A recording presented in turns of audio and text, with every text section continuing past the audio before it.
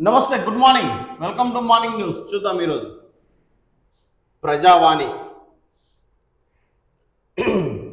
శాసన వ్యవస్థలో కమిటీలకు ఎంతో ప్రాధాన్యత. సూచనలు సలహాల్లో కమిటీలదే కీలక భూమిక. పథకాలు క్షేత్రస్థాయిలో అర్హులైన ప్రతి ఒక్కరికి చేరేలా చూడాలి. శాసన మండలి కమిటీ సమావేశంలో గుత్తా గడ్డం ప్రసాద సూచన. త్వరగా మూసి భూసేకరణ, న్యాయపరమైన చిక్కులు లేకుండా నిర్వహణ, అధికారులకు సీఎం రేవంత్ ఆదేశం. మూసీ ప్రాజెక్టు కోసం భూసేకరణను వేగవంతం చేయాలని సీఎం రేవంత్ రెడ్డి అధికారులు ఆదేశించారు. ల్యాండ్ పూలింగ్ పైన స్పష్టమైన విధానం రూపొందించుకోవాలన్నారు.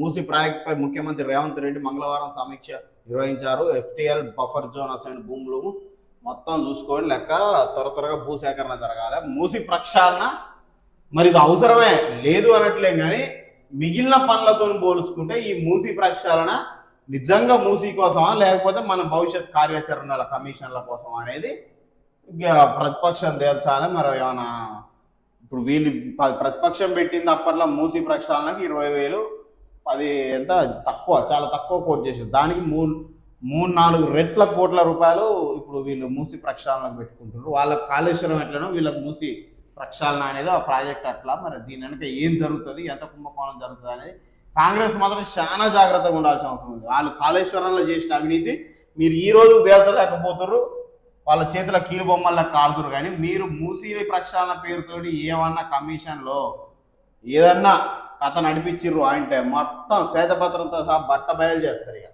ఇప్పటికే మొత్తం మీరు ఇట్లా అడిగేస్తే మీ ఆవలిస్తే పేగు లెక్క పెడుతున్నారు వాళ్ళు.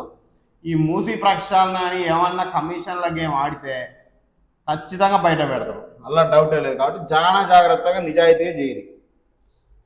ఏడాదిలో దేవాదుల ప్రాజెక్టు పూర్తి చేయడమే లక్ష్యం. స్పష్టమైన కార్యాచరణతో పనులు వేగవంతం చేయాలి. మంత్రి పొంగులేటి శ్రీనివాసరెడ్డి.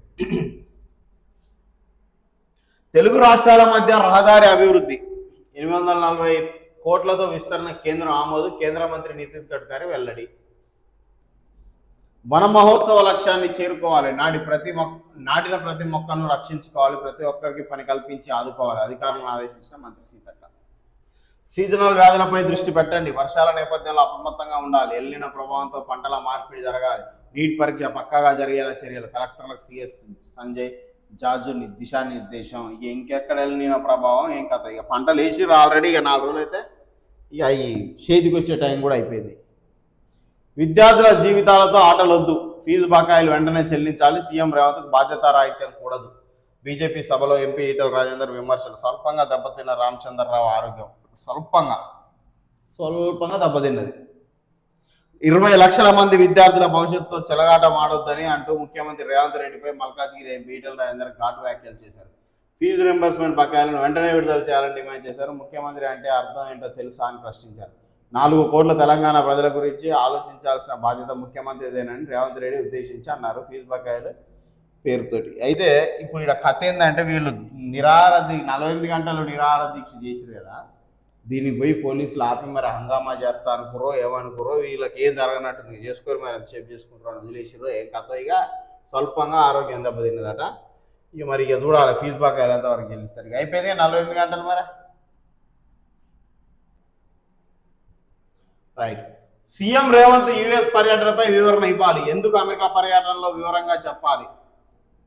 మేయర్ మమదానిని ఎందుకు కలవాలనుకున్నారో చెప్పాలి. నిబంధనల మేరకే కేంద్ర విదేశాంగ శాఖ నిర్ణయాలు. కేంద్ర మంత్రి కిషన్ రెడ్డి స్పష్టీకరణ.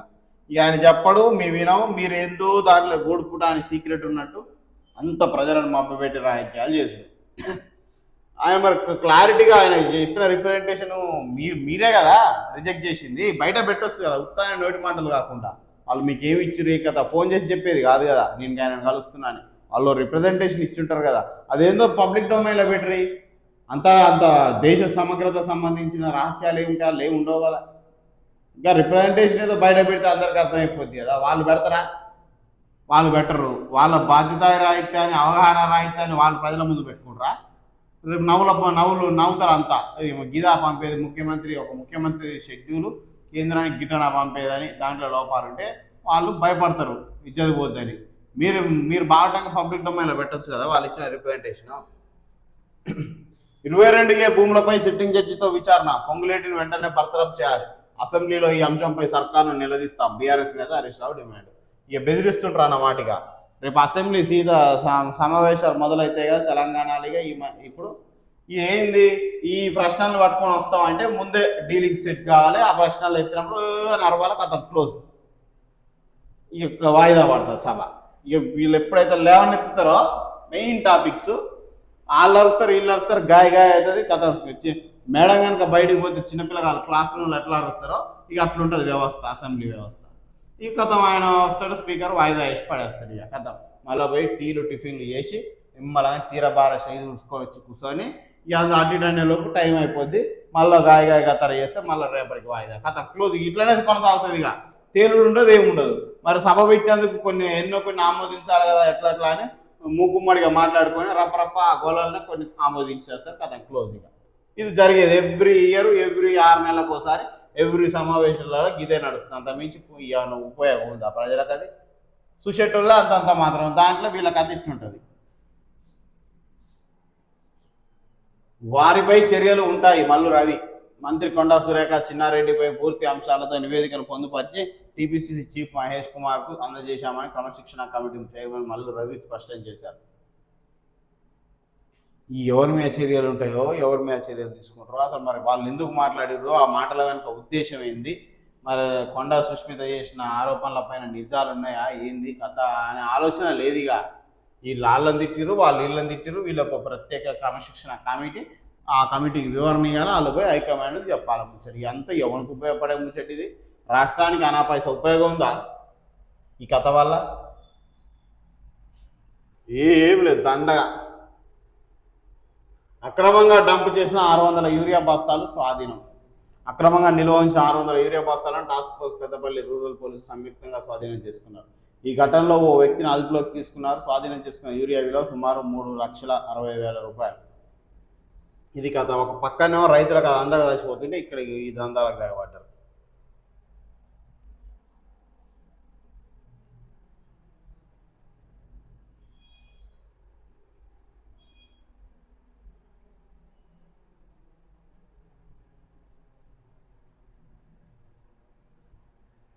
గురువు గుండె గాయం ఎప్పుడు మానుతుంది? విద్యార్థుల భవిష్యత్తు కోసం నిత్యం శ్రమించే ఉపాధ్యాయుడి జీవితంలో మాత్రం పెండింగ్ సమస్యలే ఎందుకు? పిఆర్సీ, ఆర్డీఏలు, బకాయిలు, పెన్షన్, వైద్యం ఇకనైనా పరిష్కారం చూపాలి. ఇది మా కుటుంబాల భద్రత కోసం, మా కోసం కాదు, మా విద్యార్థుల భవిష్యత్తు కోసం. ఆగస్టు 20న జేసీ మహాధరణ, టీపీటీఎఫ్ కేసముద్ర మండల అధ్యక్షుడు గుండు సురేందర్ పిలుపు. ఇది ఇటు టీచర్లకు సంబంధించిన బకాయిలు ఇవన్నీ చెల్లించాలంటే మరి ఎందుకు ప్రభుత్వం ఇంత నిర్లక్ష్యం వహిస్తుంది? వీళ్ళకి ఎప్పటికప్పుడు స్కిల్ టెస్ట్లు, ఆ టెట్లు పెడుతున్నారు. దాని పరీక్షల ఆధారంగా ఏంది, నైపుణ్యం ఆధారంగా మీకు ఇంత పెంచబడుతుంది. ప్రక్షాళన చేయాలి. ప్రభుత్వం ఏం చేస్తుందంటే ప్రక్షాళన చేసే ధైర్యం, దమ్ము ప్రభుత్వం లేదు. ఎందుకంటే ఓట్లు పడవు, మళ్ళా ఓటు రాజకీయం కావాలి వీళ్ళకు. టీచర్లకు ఇప్పుడు ఇప్పటికే ఆకునూరు మురళీసారి రిపోర్ట్ ఏమి ఇచ్చింది? విపరీతమైన జీతాలు ఉన్నాయి వాళ్ళకు మించి జీతాలు ఉన్నాయి. వాళ్ళకి అవసరాలకు మించి అసలు అన్ని లక్షలు ఇవ్వాల్సిన అవసరం లేదు. వాళ్ళ వల్ల చాలామంది నైపుణ్యం ఆ జీతాన్ని కుదిస్తే ప్రక్షాళన చేస్తే అనే టాక్ ఒకవైపు ఉంటే, మళ్ళీ ఒకవైపు టీచర్లు మాకు ఈ డిఏలు పెంచాలి, పిఆర్సీలు చేయాలి, ఇదంతా కథ నడిపిస్తున్నారు కదా. దీనికి ప్రక్షాళన ఏం చేయాలి ప్రభుత్వం?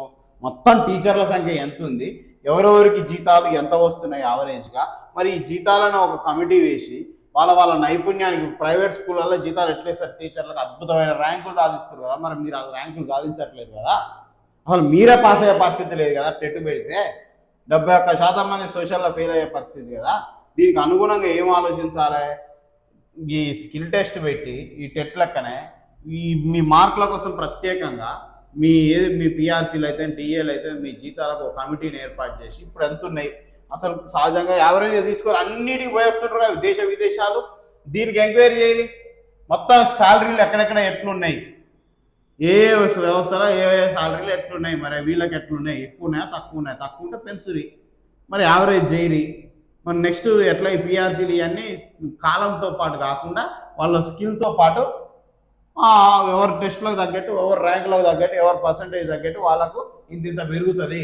ఇంత ర్యాంకు కావాలంటే నువ్వు ఇంత మెరిట్ చూపెట్టాలా, విద్యార్థుల నుంచి ఇంత పర్సంటేజ్ ఆఫ్ ర్యాంకులు కానీ మార్కులు కానీ చూపెట్టాలని టార్గెట్లు పెట్టి ఆ ధైర్యం ఈ ప్రభుత్వానికి ఉందా?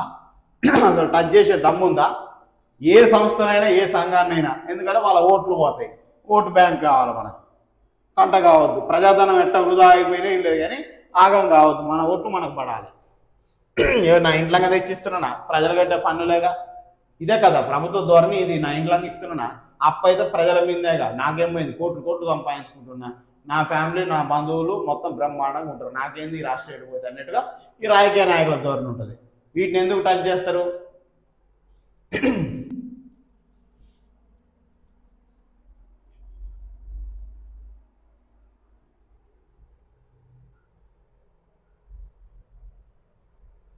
భారీగా పెరిగిన చక్కెర ధరలు 10 రోజుల్లోనే సుమారు 20% పెరిగిన ధరలు సామాన్యులు వంటింటి బడ్జెట్కు పెరుగుతున్న భారం. వంటింట్లో రోజువారీగా అవసరం తీర్చే చక్కెర, ఉల్లిగడ్డ ఇప్పటికే నిత్యావసర సరఫరా ధరలో అల్లాడుతున్న సామాన్యులపై చక్కెర, ఉల్లి ధరల పెరుగుదల మరింత భారంగా మారింది. గత 10 రోజుల్లోనే ఈ రెండు సరుకుల ధరలు సుమారు 20% పెరిగింది. మార్కెట్లో కిలో చక్కెర 80 వరకు, కిలో ఉల్లిపాయలు 60 వరకు అమ్ముడవుతున్నాయి. ప్రతిరోజు టీ, కాఫీలకు చక్కెర, వంటకాలు, ఉల్లిపాయలు తప్పనిసరి కావడంతో పెరుగుతున్న ధరలు కుటుంబాల నెలవారీ బడ్జెట్ను తారుమారు చేస్తున్నాయి. వాస్తవానికి బీభత్సంగా పెరిగిపోతుంది. కానీ సలహా ఏంటంటే చక్కెర బంద్ చేయరు. ఎవరికి ఉపయోగం చక్కెర వల్ల ఏం లాభం ప్రజలు అర్థం చేసుకోవాలి. మనం తరతరాల నుంచి ఇన్నేళ్ల నుంచి తినుకుంటూ వచ్చి అలవాటు పడ్డవు తప్ప చక్కెర వల్ల 0.01% ఉపయోగం కూడా లేదు. నాలుగు రుచి తప్ప, తీపని దండగా తినడం వల్ల అడ్డమైన రోగాలు రావడం తప్ప ఏం లాభం లేదు. బంద్ చేయరు, దరిద్రం పోతుంది. రేట్లు ఎంతైనా పెరుక్కొని బంద్ చేస్తే చక్కెర ప్లేస్లో బెల్లం వాడు, ప్రత్యామ్నాయం వాడుర్రి. ఎందుకు ఆ చక్కెర బంద్ చేసేయరు అసలు. ఈ కాఫీలు టీలు చేసుకునేటోళ్ళు కూడా అవసరమైతే ఏలాకులు అలాంటివి వేసుకొని దాని రుచి తగ్గట్టుగా లైట్గా బెల్లం కలుపుకొని తాగడానికి అలవాటు చేసుకోరు. మరి ఆప్షన్ ఈ ధరలు పెరిగినాయని కాదు, ధరలు పెరిగినా కూడా, ధరలు పెరగకుండా కూడా చక్కెర వాడడం వల్ల అన్ని రకాల రోగాలను ఆహ్వానించడం తప్ప ఉపయోగం ఏం లేదు. చక్కెరతో అడ్డమైన రోగాలకు కారణం అదే. దయచేసి ఆ చక్కెర బంద్ చేయరు, పూర్తిగా దరిద్రం పోతుంది. అప్పుడు ఎంత పెరిగినా సంబంధం ఉండదు. స్మార్ట్ కార్డుల పేరుతో ప్రజాధనాన్ని వృధా చేస్తున్న కాంగ్రెస్ ప్రభుత్వం ఏం చేద్దాం? రేపు బీఆర్ఎస్ ప్రభుత్వం రాగానే మళ్ళీ వీకేసి మళ్ళీ మీ ఫోటోలు వేసుకోవాల్సిందే, వేరే ప్రభుత్వం రాగానే వీకేసి వాళ్ళ ఫోటోలు వేసుకోవాల్సిందే. ఈ 2 ఏళ్ల భాగవతానికి ప్రజాధనాన్ని వాళ్ళు వృధా చేసి ఎట్లా? చట్టాలు అంత వీక్గా ఉన్నాయి మీకు నచ్చినట్టు. దీన్ని ఇప్పుడు నెక్స్ట్ ప్రభుత్వం రాగానే వీళ్ళు ప్రజాధనం వృధా చేసినందుకు వీళ్ళ మీద చర్యలు తీసుకునే ఆప్షన్ ఉంటుందా? లేదు కదా. అందుకే వాళ్ళు ఇచ్చిన వీడియో ఖర్చు పెడతారు. బిందేశ్వరి ప్రసాద్ మండల్ త్యాగం నిరుపమానం. బీపీ మండల్కు బీసీ నేత ధనంజయ నాయుడు గరణివాలి.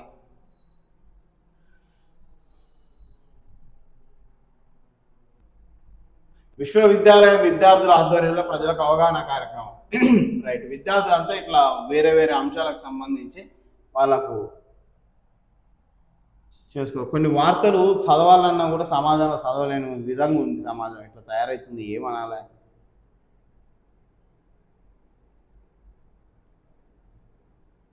నీళ్లు ఇవ్వలేని నీటిపారుదల శాఖ మంత్రి రాజీనామా చేయాలి. నాగార్జున సాగర్ నీటిని వెంటనే విడుదల చేసి రైతులను ఆదుకోవాలి. కోదాడ నియోజకవర్గ రైతులకు ప్రజలకు తాగునీరు అందించడంలో ప్రభుత్వం విఫలమైందని నీటి అందించిన నీటిపారుదల శాఖ మంత్రి ఉత్తమ్ కుమార్ రెడ్డిని వెంటనే రాజీనామా చేయాలని కోదాడ మాజీ ఎమ్మెల్యే బొల్లం మల్లయ్య యాదవ్ డిమాండ్ చేశారు.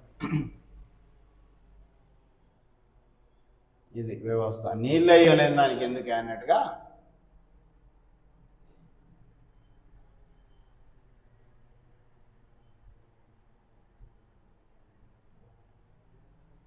ఉపాధ్యాయులే సమాజ నిర్మాతలు. జిల్లా ఎల్ఎఫ్ఎల్ సంఘం అధ్యక్షుడు మల్లారెడ్డి ఘనంగా మీసాల వినయ్ కుమార్ పదవి విరమణ సన్మానం. విద్యార్థులు, గ్రామస్తులు మన్ననలు పొందిన వినయ్ కుమార్ ఇటు రిటైర్మెంట్ జరిగింది.